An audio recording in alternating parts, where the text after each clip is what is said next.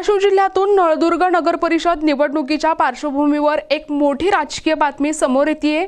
नळदुर्ग नगर परिषद निवडणूक 2025 साठी हजारे परिवार पुन्हा एकदा मैदानात उतरण्यास सज्ज झाला आहे।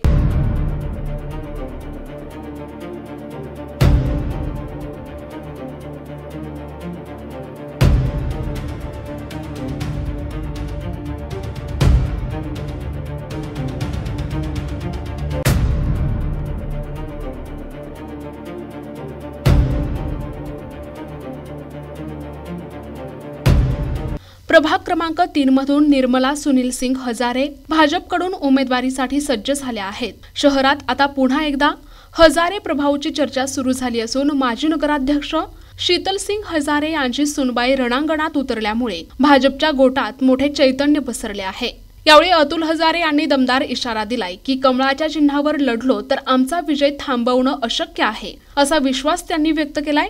हजारे कुटुंबाच्या या निर्णयामुळे राजकीय वर्तुळात मोठी खळबळ उडाली असून प्रभाग क्रमांक 3 मध्ये ही निवडणूक चुरशीची होण्याची चिन्हे आहेत, ज्यामुळे विरोधकांमुळे अस्वस्थता वाढली आहे। एकंदरीत धाराशिव जिल्ह्यातून राजकीय रणसंग्रामाला सुरुवात झालेली दिसून येत आहे। प्रतिनिधी आयुब शेख, NTV न्यूज मराठी, धाराशिव।